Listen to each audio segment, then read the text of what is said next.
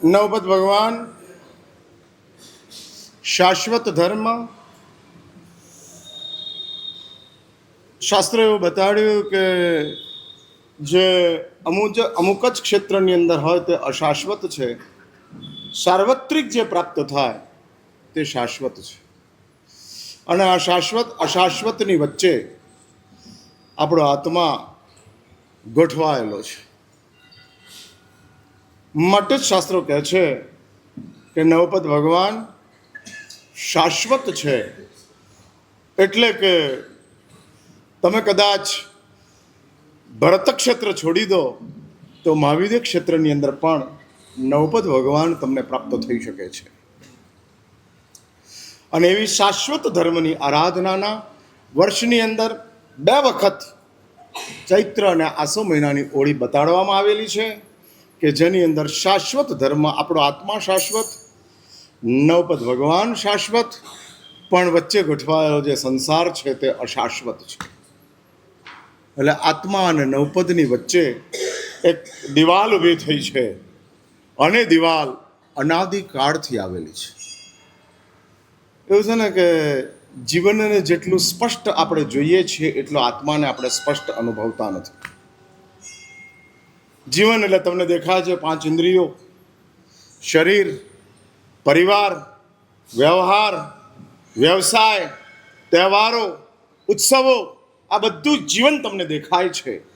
પણ આ બધું દેખાતું હોવા છતાંય એક વાત બહુ સ્પષ્ટ સમજી રાખજો કે આ બધી જ ચીજો એક જ તત્વના કારણે છે અને એનું નામ છે આત્મતત્વ.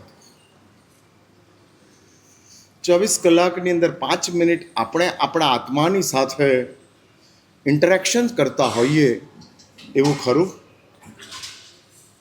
દેખાય છે ના દેખાતું નથી. હા, બરાબર છે. એટલે પાણી દેખાય છે અને ઠંડક દેખાતી નથી, શું કરવું? પાણીને દેખવું કે ઠંડકનો અનુભવ કરવો?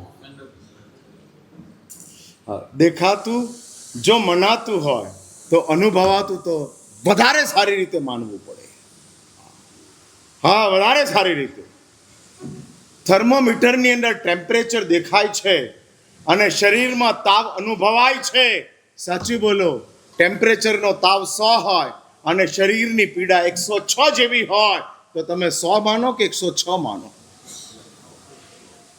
તમારો અનુભવ 106 નો છે અને થર્મોમીટરની અંદર 100 દેખાય છે. તમે માનશો કે થર્મોમીટર ખોટું છે, મને જે અનુભવ થાય છે તે સાચો છે. હા, મને જે અનુભવ થઈ રહ્યો છે એ સાચો છે. એ જ રીતે આધ્યાત્મિક જગતની અંદર શાસ્ત્રો કહે છે કે જીવન દેખાય છે, આત્મા અનુભવાય છે. દેખાતા જીવનને અનુભવવાની તાકાત આત્મામાં જ છે, શરીરમાં નથી. અને માટે જ સિદ્ધ અવસ્થા જુઓ, મળ્યા પછી પણ મેળવવાની ઈચ્છા થાય એનું નામ સુખ છે. મોર એનું નામ સુખ છે. મળ્યા પછી પણ મેળવવાની ઈચ્છા થાય એનું નામ સુખ છે.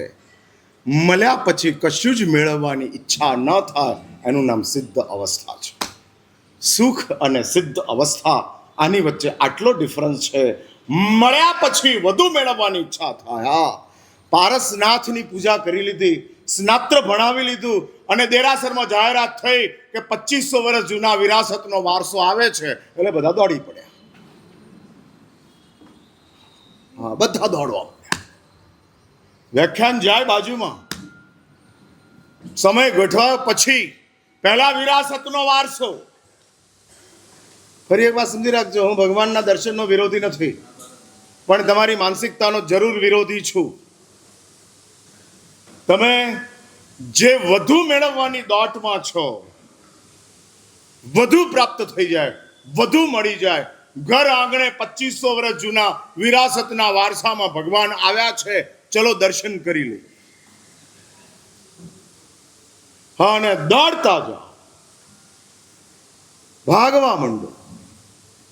અને જે વધુ મેળવવાની તમન્નાઓ ઊભી થઈ છે, વધુ પ્રાપ્ત કરવું છે.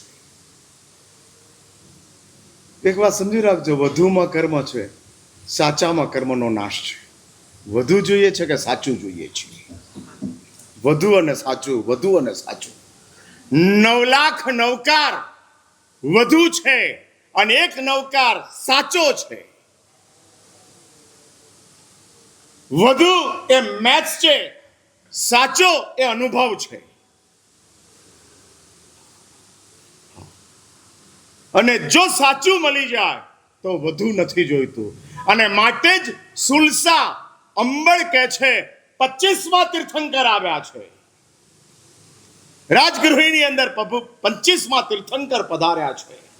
અને આ અંબળ સુલસાને સમાચાર આપે છે અને સુલસા પોતાનું ઘર છોડતી નથી. 25મા તીર્થંકરની દેશના સાંભળવાના જનારા ધાર્મિક કે ઘર નહીં છોડનારી સુલસા ધાર્મિક? ભાઈ દેવકીનંદન વાળાને પૂછું છું, આ મોનિટરો છે, હું આ 9 દિવસ તમને યાદ કરાવીશ. એટલે હું પૂછું છું, કોણ સુલસા કે સમવસરણમાં જનારા? અને સુલસાને અંબળે કીધું કે ભાઈ તું કેમ ના આવી? 25મા તીર્થંકર હતા. અને તારે સુલસા એક જ જવાબ આપે છે, મારા પ્રભુએ કીધું છે તીર્થંકર 24 જ હોય અને મને 24મો ભગવાન મળી ગયો છે, મારે 25માની જરૂર નથી. No need. નથી જોઈતો.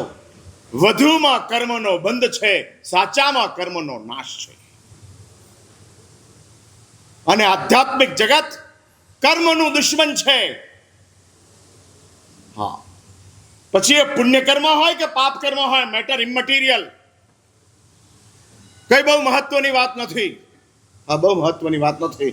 દાદરો ચડીને જાઓ કે લિફ્ટમાં બેસીને જાઓ, ઉપર પહોંચવું જરૂરી છે. એવું માનીએ ખરા આપણે કે લિફ્ટમાં જઈએ તો સુવિધા વધારે, સીડી ચડીએ તો સુવિધા ઓછી રહે. બસ સુખ અને દુઃખ સીડી અને લિફ્ટ છે. હા, સીડી અને લિફ્ટ છે, એનાથી વિશેષ કાંઈ નથી. તો પુણ્ય ને પાપ સીડી અને લિફ્ટને આપનારા છે.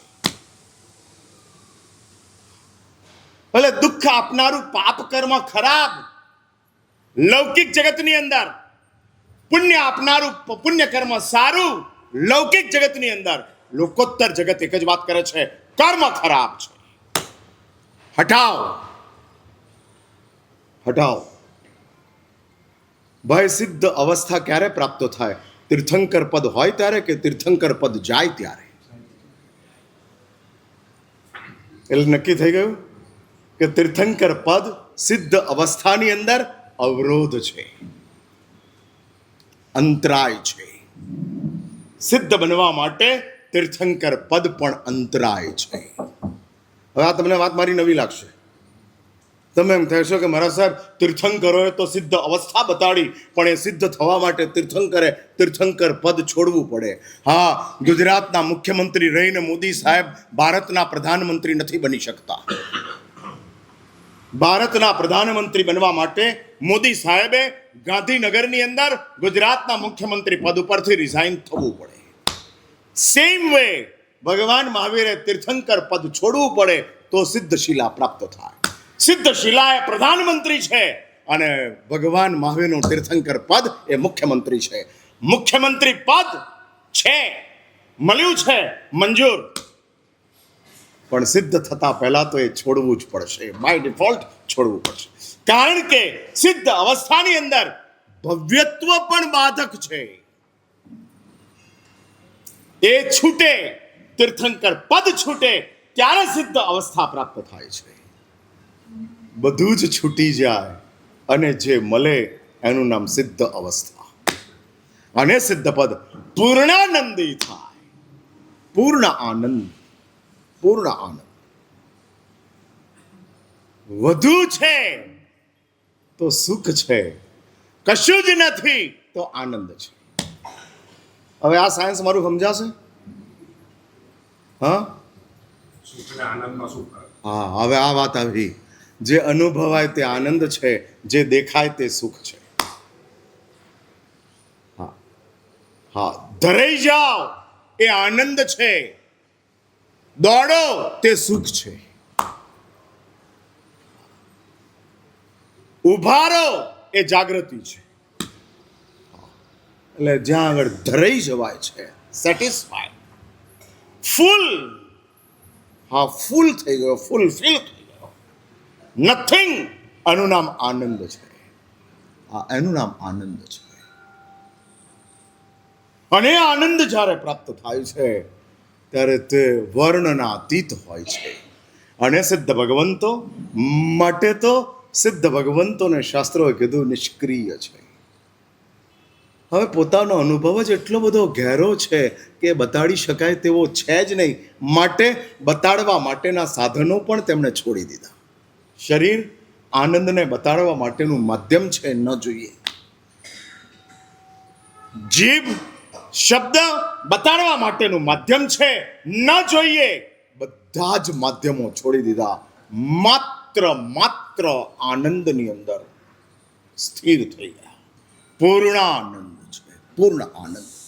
અને એવા સિદ્ધ ભગવંતો આજનો દેવ તત્વનો બીજો દિવસ, એટલે નવપદ ભગવાનની અંદર 2 દિવસ દેવ તત્વના છે, 3 દિવસ ગુરુ તત્વના છે અને 4 દિવસ ધર્મ તત્વના છે.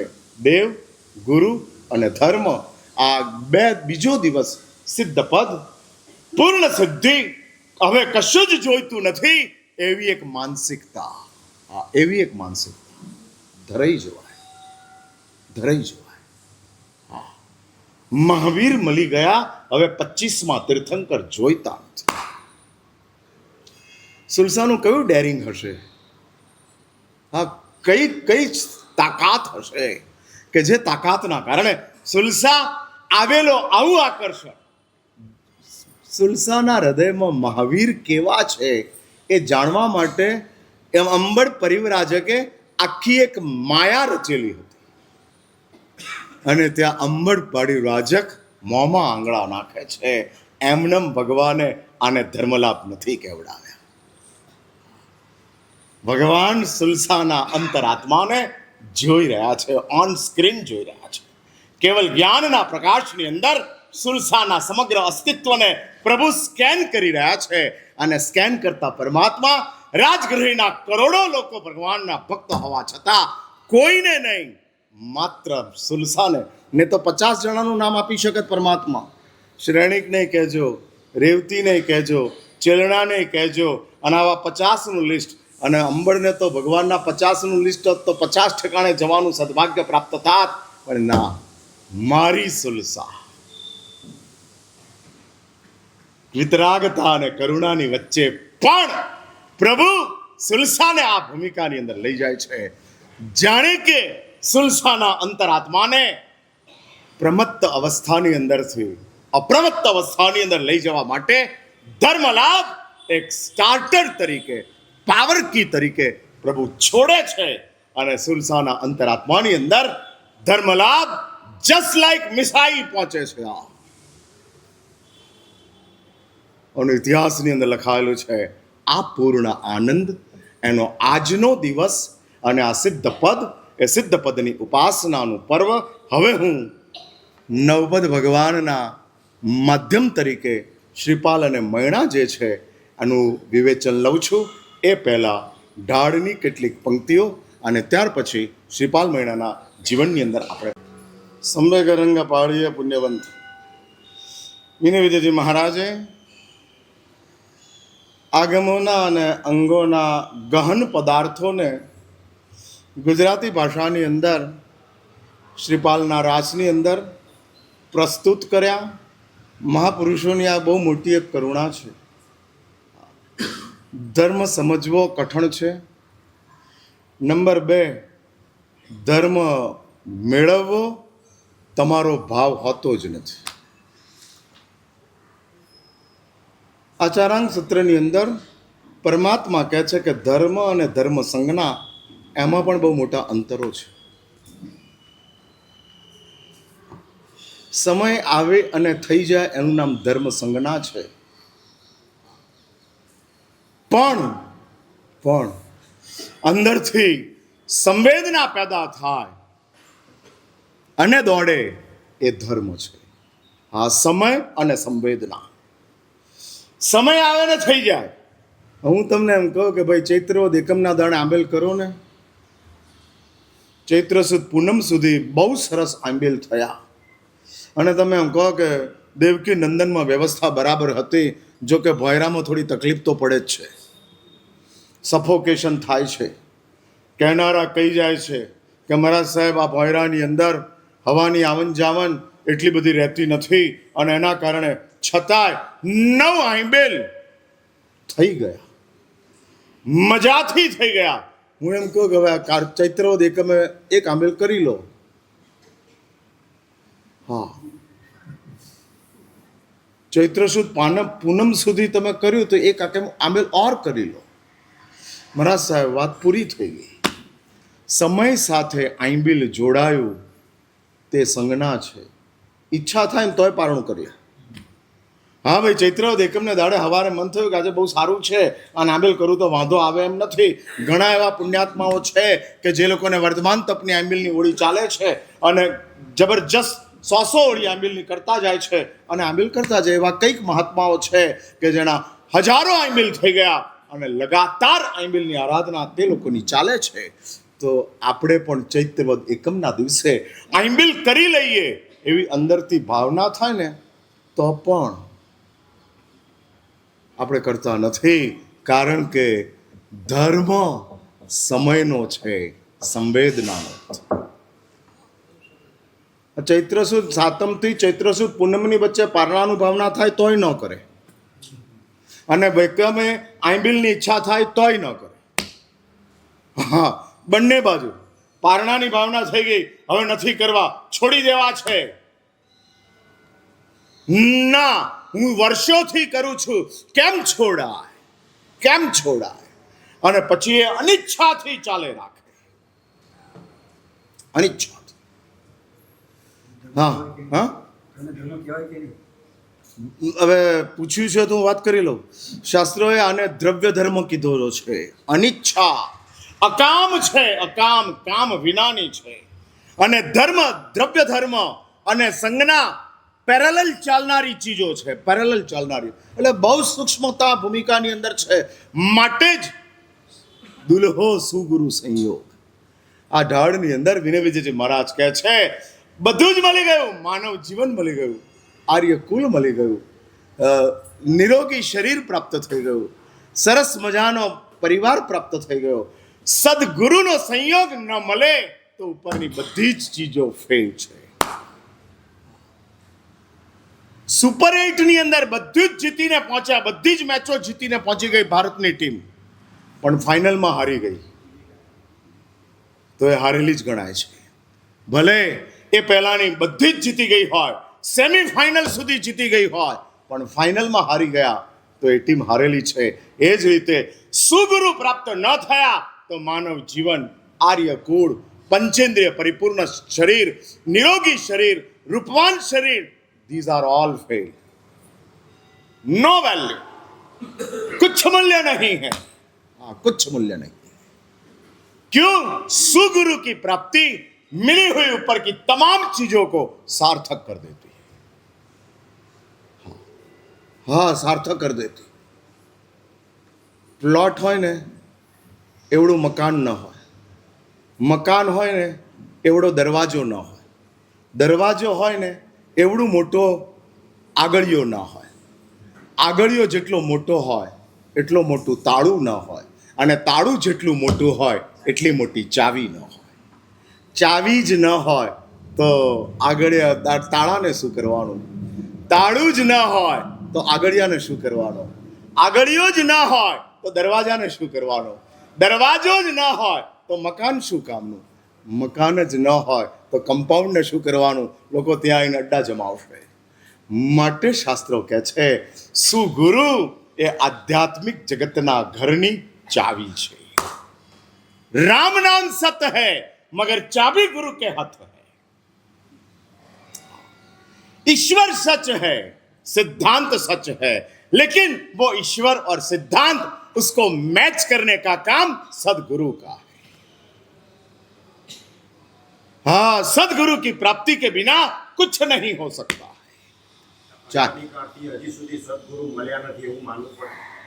જો તમારા મગજની અંદર હજુ પણ એવી કોઈ ભૂમિકા ચાલતી હોય અને સ્વચ્છંદતા આવતી જતી હોય, વિચારોના તોફાનો ગોઠવાતા જતા હોય, તો માનવું પડે કે હજુ સદગુરુ મળ્યા નથી.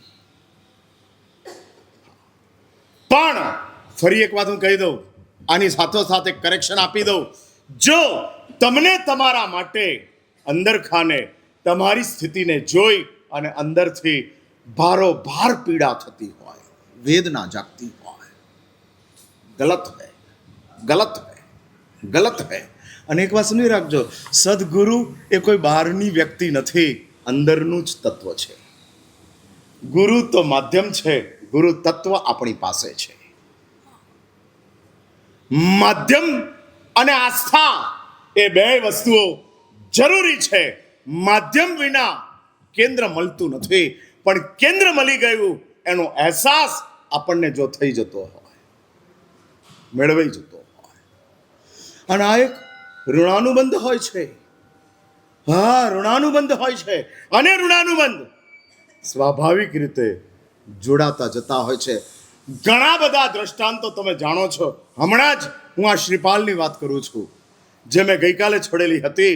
અને ચોથા ખંડની 8મી ઢાળની અંદર શ્રીપાલ પૂછે છે અજીત સેન રાજર્ષિને.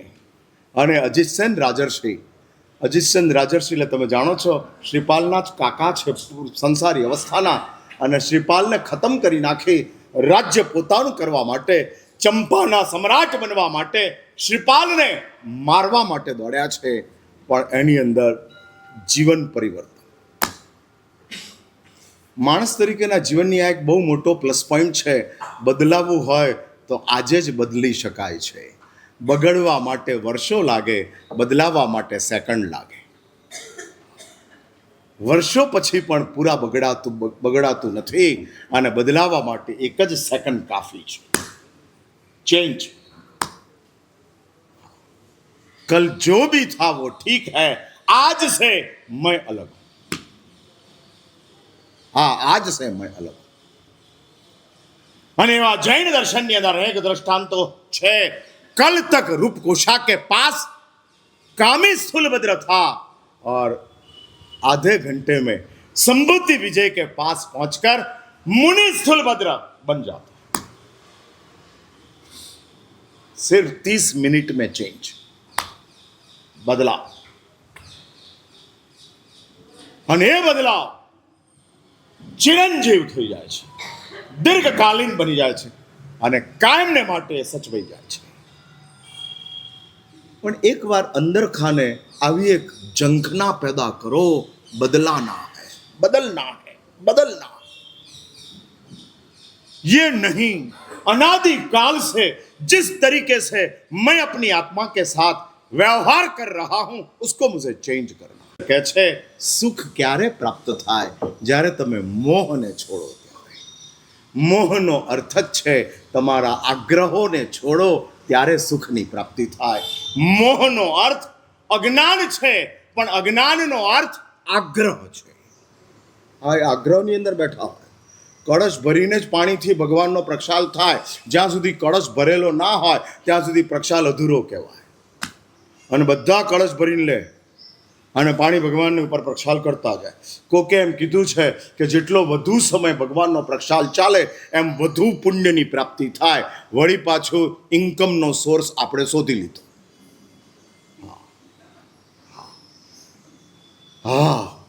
હા, દેરાસરમાં પણ આ આદત જતી નથી. ઇન્કમ,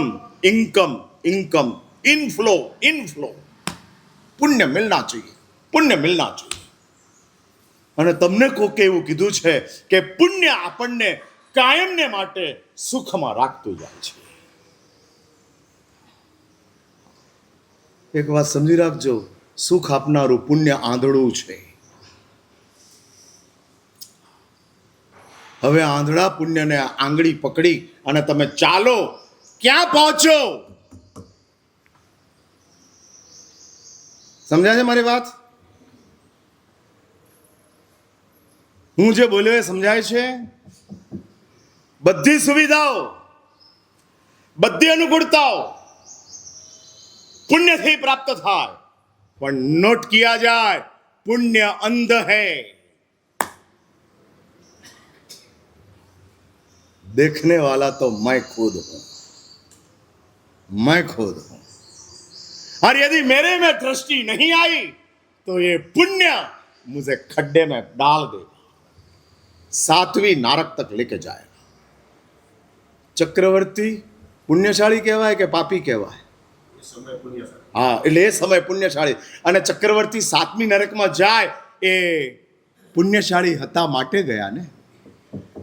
પુણ્યશાળી હતા માટે પાપ કરવાની જબરજસ્ત તાકાત પ્રાપ્ત થઈ, પાપ કરવાની જબરજસ્ત અનુકૂળતા પ્રાપ્ત થઈ, અને એના પાપની સામે કોઈ ચેલેન્જ ન કરે એવી એક સ્થિતિ ઊભી થઈ ગઈ. અને એ પાપો એટલે પુણ્ય આંધળું હતું, પાપમાં દોટ શરૂ થઈ. એટલે ભગવાનને કહેજો કે પ્રભુ આ પ્રક્ષાલથી જે પુણ્ય પ્રાપ્ત થાય છે એ પુણ્ય મારી દ્રષ્ટિને ખતમ ન કરે એવી કૃપા કરજો. હા, એવી કૃપા કરજો. નહીં તો મારી દ્રષ્ટિ પલાયન થઈ ગઈ તો આ પુણ્ય મને 7મી નારકમાં નાખી દેશે. હા, તમારી કે મારી તાકાત 7મી સુધી પહોંચવાની મોડી છે. ચક્રવર્તીને માટે આ ગોઠવાયેલી વ્યવસ્થા છે કે જો એ પુણ્યને છોડે નહીં તો 7મી નારક કન્ફર્મ છે. તમે પુણ્ય ન છોડો તો 7મી કન્ફર્મ નથી. તમે પાપ કરો તો જ 7મી કન્ફર્મ છે, પણ પેલો પુણ્ય ન છોડે તો 7મી કન્ફર્મ છે. મૃત્યુ સુધી ચક્રવર્તી પદને ન છોડે અને મુનિ જીવનનો સ્વીકાર ન કરે, 7મી કન્ફર્મ છે. એટલે ચક્રવર્તી માટે પુણ્ય છોડવું જ પડે, 7મી છોડવી હોય તો. તમારા માટે એવું નથી કે પુણ્ય છોડો તો જ 7મી છૂટે. કેટલા નસીબદાર છો તમે. ભાઈ સાચું બોલો, આમ ચક્રવર્તી બનવું છે કે દિલીપભાઈ બનવું છે, કેતન બનવું છે, શું બનવું છે? હા, પુણ્ય છોડો તો જ 7મી છૂટે એ ચક્રવર્તી પદ છે, અને પુણ્ય ન છોડો તોય 7મી છૂટે એ તમારું જીવન છે. એટલે બહુ ગોથા ખાવાની જરૂર નથી. હા, ડાયવર્ટ થવાની જરૂર નથી. કારણ કે આપણે બધા આવી જ કેટલીક ભૂમિકાઓની અંદર જીવતા જઈએ છીએ, દોડતા જઈએ છીએ. હા, એટલે જ કહું છું ને, પુણ્ય છોડો. ચક્રવર્તીના જીવનની અંદર જો એ પુણ્ય જે આવ્યું છે એ પુણ્યના અનુબંધ વાળું છે કે પાપના અનુબંધ વાળું છે, એ મોટામાં મોટો પ્રશ્ન વિરામ છે. હા, તમારા પુણ્યની અંદર પુણ્યના અનુબંધ સાથેનું પુણ્ય છે, માટે તમારા માટે 7મીનો રિસ્ક નથી. ચક્રવર્તીને માટે 7મીનો રિસ્ક છે. પુણ્ય હવા છતાં 7મી છે. ચક્રવર્તી નથી તો 7મી નથી. બોલો શું કરવું છે? કોણિક થવું છે? મને કેમ 7મી ન મળે? હા, આ એક માનસિકતા. જીવોની કેવી કેવી વિષમતાઓ ચાલે છે. માટે જ રાજર્ષિ અજીત સેન, અને અજીત સેનને શ્રીપાલ સવાલ પૂછે છે, શું થયું?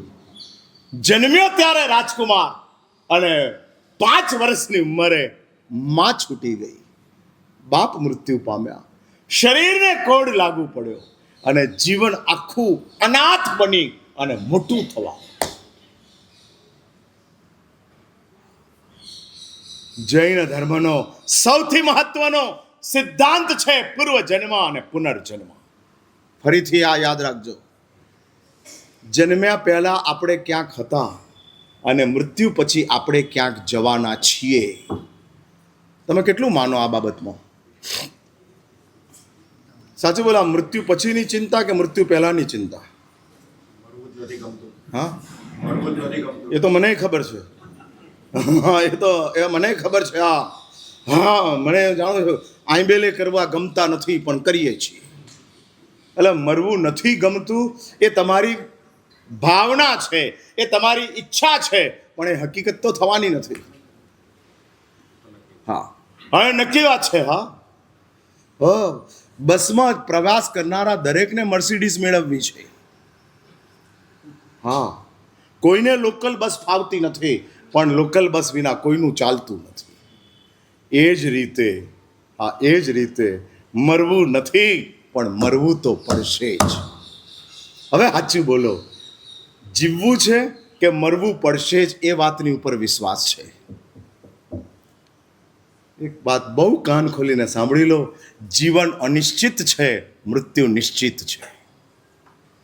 તો સાચું બોલો, ડર કોનો, નિશ્ચિતનો કે અનિશ્ચિતનો? આવતીકાલની ચિંતા વધારે કે આવતા ભાવની ચિંતા વધારે? હા, આવતીકાલની કે આવતા ભાવની? જલ્દી દેવકી નંદન. હા, ના, દેખાતું નથી આમ મોઢા ઉપર. હા, કે છે ને આવતીકાલ બેસણું કરવાનું છે, વર્ષી તપ ચાલુ કર્યો છે, આવતીકાલે બેસણું આવવાનું છે, અત્યારે આવતીકાલની ચિંતા છે. વર્ષી તપ આવતા ભાવ માટે છે અને બેસણું આવતીકાલ માટે છે. હા, આમ કેવું ચાલે છે? હા, કેવી ભૂમિકા ચાલે છે? અને આપણી કન્સેન્ટ બેસના સાથે વધારે છે, વર્ષી તપ સાથે ઓછી છે. હા, તમે જે બોલો એમ જ તમે ફસાવ છો. હા, માનસિકતાઓ ચાલતી જાય છે. ભગવાન ઋષભદેવે અખાત્રીજની રાહ જોઈ નહોતી, પણ અમારો અલ્પેશ અખાત્રીજની રાહ જુએ છે. પણ એણે કમાલ કરી કે 2 જેઠ છે તોય આપણે વર્ષી તપ ચાલુ કરો. ભલે 2 જેઠ હોય, 30 દાડા એક્સ્ટ્રા મૂકી દઈશું, પણ ચાલવા દો. હા, એટલે આવતીકાલ અને આવતો ભાવ. હવે હું તમને એક બીજી વાત કરું, આમાં વધારે થોડો અંદર જાઉં અને તમારી ઓરિજિનલ એક્સરે જે છે ને હું થોડો ખોલું અને હું પૂછું કે ભાઈ, આવતો ભાવ નજીક છે કે આવતીકાલ નજીક છે? હા, તું તત્વજ્ઞાન જાણતો જ નથી લાગતો. આ કહે છે આવતીકાલ નજીક છે. ભાઈ, આવતો ભાવ નજીક છે. આવતીકાલ તો 24 કલાક દૂર છે અને આવતો ભાવ આજે જ ચાલુ થઈ જાય તેમ છે. હા, અત્યારે જ, હમણાં જ. હા, અને લખવું પડે. વ્યાખ્યાન કરતા મહારાજ સાહેબનો કાલધર્મ થયો છે અને આજે મહારાજ સાહેબની પાલખી યાત્રા રાખવામાં આવેલી છે. વ્યાખ્યાન સાંભળતા હું જાણીને ન બોલ્યો કે તમને દુઃખ થાય, એટલે હું મારી ઉપર લઈ લીધું. હા, મહારાજ સાહેબ આવી વાત કેમ કરે છે, આવું કેમ બોલે છે? આજે તો રામનવમી છે, રામનો જન્મદિવસ છે, એમાં ક્યાં મરવાની વાત આવી? એટલે હું આ વાત કરું છું. માટે એક વાત લખી રાખો, આવતીકાલ is far away, next birth is very close, अपने करीब में है, अपनी करीब में.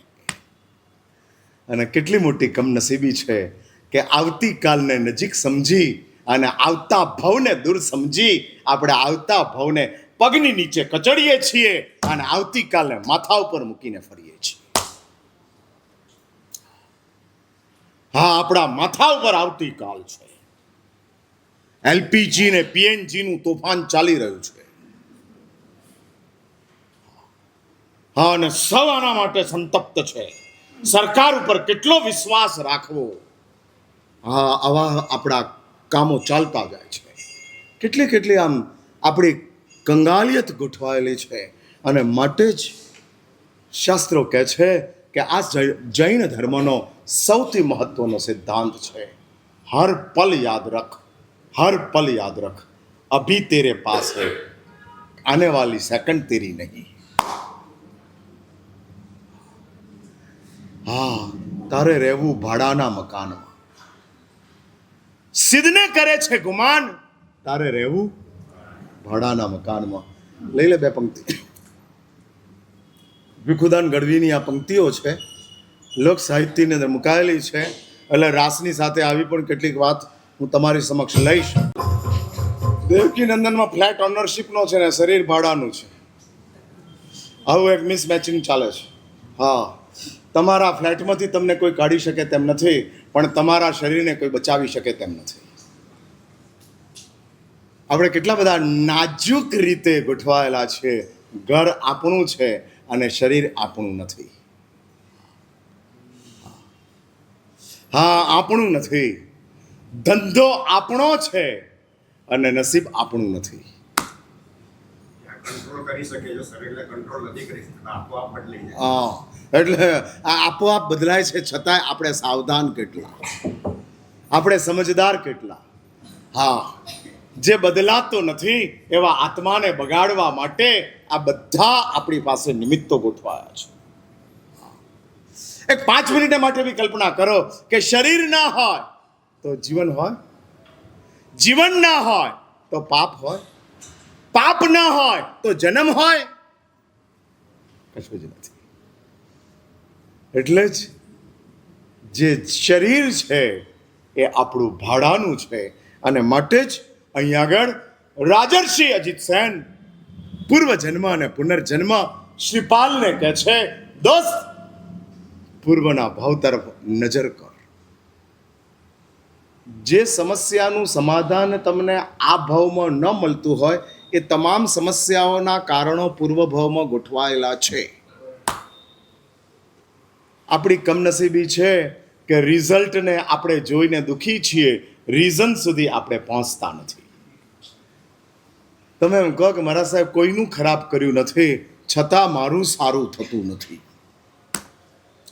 કોઈને દુઃખી કર્યા નથી, તોય મારા સાહેબ મને કોઈ શાંતિ નથી. હવે આ મને જ શાંતિ નથી એ વર્તમાન છે, પણ મેં ભૂલો કરી છે એ મારો ભૂતકાળ છે. અને ભૂતકાળ અને વર્તમાનને ગોઠવવા માટે, સિક્વન્સને જોડવા માટે વચ્ચેના વેક્યુમને આપણે કાઢવો પડે તેમ છે. અને વેક્યુમને દૂર કરવાનું કામ સદગુરુઓના પ્રવચનો કરતા જાય છે. વેક્યુમના કારણે ધર્મ ઉપર શ્રદ્ધા નથી થતી, જીવન ઉપર આપણને આશ્વાસન નથી મળતું. અંદર ખાને સતત બેચેન, આટલો ધર્મ કરવા છતાં કેમ બરાબર નથી, કેમ બરાબર નથી? ભાઈ, તારા દુઃખને દૂર કરવાનું કામ ધર્મનું નથી. ભૂલી જા, ભૂલી જા. ધર્મથી દુઃખ દૂર જાય, આ આપણે ઊભો કરેલો મોટામાં મોટો આપણો ભ્રમ છે. ધર્મથી દોષો દૂર થાય. પણ કમનસીબી એ છે કે દુઃખો દોષોના કવર સાથે આવતા જાય છે અને માટે દુઃખ છે, માટે જ દોષ છે. અને માટે શાસ્ત્રકારોએ, જૈન ધર્મએ તમારા દુઃખોને દૂર કરવા માટે પણ કેટલીક આરાધનાઓ મૂકી છે. કારણ જૈન ધર્મ તમારે ઉપરની અવિહળ કરુણા સાથે આવે છે, અવિહળ કરુણા સાથે. માટે માત્ર જૈન ધર્મએ ક્ષપક શ્રેણીની આરાધના, ક્ષપક શ્રેણીની સાધના બતાડી નથી, નવપદ ભગવાનની આરાધના પણ બતાડી છે. કે જે નવપદ ભગવાન દુઃખને દૂર કરે છે, દોષને દૂર કરે છે, દુર્ગતિને દૂર કરે છે. હા, અને એને માટે જ શ્રીપાલને પસંદ કર્યા છે. કારણ કે શ્રીપાલના દુઃખ ગયા, શ્રીપાલના દોષ ગયા, શ્રીપાલની દુર્ગતિ ગઈ. ઇન્સ્ટન્ટ નવપદ શું કરે છે? દુઃખોને દૂર કરે. લોંગ ટાઈમના માટે નવપદ શું કરે છે? દોષોને ખતમ કરે. અને કાયમને માટે નવપદ શું કરે છે? દુર્ગતિને ખતમ કરે. નવપદની આરાધના પ્રાપ્ત કર્યા પછી શ્રીપાલના જીવનમાં ન દુઃખ છે, ન દોષ છે, ન દુર્ગતિ છે. तीनों तीन खत्म है, समाप्त हो गया. હવે સાચું બોલો, તમારે ક્યાં ગોઠવાવું છે? દુઃખમાં, દોષમાં કે દુર્ગતિમાં? ત્રણેયને માટે આ નવપદ ભગવાન છે. અને એટલે જ કર્મ સિદ્ધાંતને લઈ અને નવપદ ભગવાન કહે છે, ગઈકાલે મેં આવા છોડેલી 3 ચીજ બતાડે છે. કર્મ સિદ્ધાંત જૈન દર્શનનો જે છે, કે જે જૈન દર્શનના કર્મ સિદ્ધાંતની અંદર 3 મહત્વના રૂલ્સ ગોઠવાયા છે. પહેલો રૂલ છે અને કહે છે, તું શાશ્વત है. તું मीन्स तेरी आत्मा. हाँ हाँ, तेरी आत्मा शाश्वत है, नो चेंज. નંબર 2, સુખ અને દુઃખ એ પ્રોડક્ટ છે, not gift, not punishment, but product. દુઃખ એ પનિશમેન્ટ નથી અને સુખ એ ગિફ્ટ નથી. સુખ અને દુઃખ બંને પ્રોડક્ટ છે. કલરની ફેક્ટરીની અંદર, એશિયન પેઇન્ટ્સની અંદર સફેદ કલર પણ બને અને કાળો કલર પણ બને. એટલે કાળો કલર એ કોઈ કંપનીનું પનિશમેન્ટ નથી અને સફેદ કલર એ કંપનીની કોઈ ગિફ્ટ નથી. બંને પ્રોડક્ટ છે. એમ કર્મની પ્રોડક્ટ છે સુખ, કર્મની પ્રોડક્ટ છે દુઃખ. માટે સુખ અને દુઃખ પ્રોડક્ટ છે. એક વાત ફરી સમજી રાખજો, ફરી યાદ રાખજો, સુખ સ્વજન છે, દુઃખ શિક્ષક છે. હા, સુખ સ્વજન છે, દુઃખ શિક્ષક છે. સુખ સ્વજન એટલા માટે છે કે કાયમ આપણને પ્રેમ કરે છે. સુખ પ્રેમ જ કરે અને દુઃખ શીખવાડે. હા, દુઃખ શીખવાડે, દુઃખી ન થવાનું શીખવાડે કોણ? સુખ શીખવાડે કે દુઃખ શીખવાડે? દુઃખ શીખવાડે. એટલે દુઃખ શિક્ષક છે અને સુખ સ્વજન છે. હા, સ્વજન છે, પણ સ્વજન માત્ર પ્રેમ જ કરે છે, માત્ર પ્રેમ જ કરે છે. પણ એ પ્રેમ ન હોય ત્યારે શું? ત્યારે સુખ શીખવાડે, દુઃખ શીખવાડે છે, દુઃખ કેવી રીતે જીરવું. એટલે એક વાત લખી રાખજો, આપણા જીવનની અંદર એકલું સુખ, એકલો સ્વજન નહીં, શિક્ષક પણ જોઈએ. હા, મમ્મી મળ્યા પછી ટીચરની શોધ કરી હતી કે નહોતી કરી? કરી હતી. ટીચર મળ્યા પછી અમને લાવ્યા કે ન લાવ્યા? હા, એટલે વધુ સારી રીતે શીખવાડે, વધુ ઉપર લઈ જાય, વધુ સારી સમજ આપે. એટલે દુઃખ શિક્ષક છે, એને રાખવા જ પડે. અને હું તો તમને ખાસ કહું છું કે આવો શિક્ષક ન મળતો હોય તો ટ્યુશન રાખો. હા, સામે ચડીને દુઃખને બોલાવો. માટે જ ધર્મ કષ્ટોની સાથે ગોઠવાયો છે. હા, કષ્ટોની સાથે. થોડા અંદરથી ડિસ્ટર્બ થાવ. દુઃખ શું કરે? ડિસ્ટર્બ કરે. સુખ સેટ કરે અને દુઃખ ડિસ્ટર્બ કરે. એકલું સેટિંગ મજાનું નથી, ડિસ્ટર્બન્સ જરૂરી છે. હા, ડિસ્ટર્બ થાવ ત્યારે અમે યાદ આવીએ, નહીં તો અમે યાદ ક્યાંથી આવીએ? હા, માટે ડિસ્ટર્બ છે. અને એટલે જ રાજર્ષિ અજીત સેન અને કહે છે, એટલે ફરી યાદ કરો, જૈન ધર્મનો કર્મ સિદ્ધાંત કહે છે તું શાશ્વત છે, સુખ દુઃખ પ્રોડક્ટ છે. અને નંબર 3, કર્મનો બંધ એ ડેસ્ટિની નથી, એ તારો પોતાનો એફર્ટ્સ છે. કર્મ બંધ એ it is not a destiny, it is self effort. તારો ખુદનો પ્રયાસ છે, માટે કર્મનો બંધ છે. કર્મના ઉદયમાં તારું ચાલતું નથી, કર્મના બંધમાં તું સર્વસત્તાધીશ છે, સર્વસત્તાધીશ. કર્મ બાંધવું કે ના બાંધવું એ તારા હાથની વાત છે. કર્મનો ઉદય લાવવો કે ના લાવવો એ તારા હાથની વાત નથી. જૈન ધર્મ તો એમાંય કરેક્શન કરે છે કે કર્મના ઉદયને અટકાવવા માટે પણ આપણી પાસે રસ્તા છે. કર્મના બંધ વખતે ન સમજ્યા તો કર્મના ઉદય પહેલા સમજી જાઓ. ફરી આ વાત રિપીટ કરું છું, કર્મના બંધ વખતે અમારી વાત તમને યાદ ના આવી, ચલો માન લ્યા. હવે કર્મના ઉદય પહેલા સમજી જાઓ. તમે કર્મના બંધમાં છો કે કર્મના ઉદયમાં છો? બંનેમાં. તો તમારે શું કરવાનું? કર્મના બંધને પણ અટકાવવાનો છે અને કર્મના ઉદયને પણ સમજવાનો છે. ઉદય આવતા પહેલા સમજી લો, સમજી લો. એટલે ઉદયને અટકાવવા માટે સમજ જોઈએ, બંધને અટકાવવા માટે સત્વ જોઈએ. કર્મનો બંધ સત્વથી અટકે છે અને કર્મનો ઉદય સમજથી દૂર થાય છે. તારી સમજ ક્લિયર થતી જાય, સ્પષ્ટ થતી જાય, કર્મનો ઉદય અટકતો જશે. રોકી શકીશ. હા, રોકી શકીશ. માટે તો આ ધર્મ છે. જો કર્મ બંધ થયા પછી કર્મોનો ઉદય જ થવાનો હોય તો આ ધર્મ કરવાનો અર્થ શું? બંધ છે તો ઉદય તો નિશ્ચિત જ છે. એટલે જ ઉદયને અટકાવવાનો છે, અને ઉદયને અટકાવવા માટે જ આ ધર્મ છે. આ ધર્મ એટલા માટે જ છે. જો નૌકારશી કરવાથી 100 વર્ષનું નરકનું આયુષ્ય તૂટતું ન હોય તો નૌકારશી કરવાથી ફાયદો શું? આઈબિલ કરવાથી કરોડો વર્ષના નરકના આયુષ્ય ન જવાના હોય તો આઈબિલ કરવાનો અર્થ શું? હા, એટલે ધર્મ પણ માર્કેટિંગ સ્ટ્રેટેજીમાં આવે છે, અને માર્કેટિંગ સ્ટ્રેટેજીથી ધર્મ કહે છે કે તારા આત્માની અંદર નરકના બંધ થઈ ગયા છે, તે એવા કાળા કામ કરેલા છે, ખોટા રસ્તે તું ગયેલો છે, અને માટે તે ખોટા કામ કરેલા છે. જે રીતે શ્રીકાંત તરીકેના જીવનની અંદર રાજા શ્રીકાંત છે, અને એની પત્નીનું નામ રાણી શ્રીમતી છે.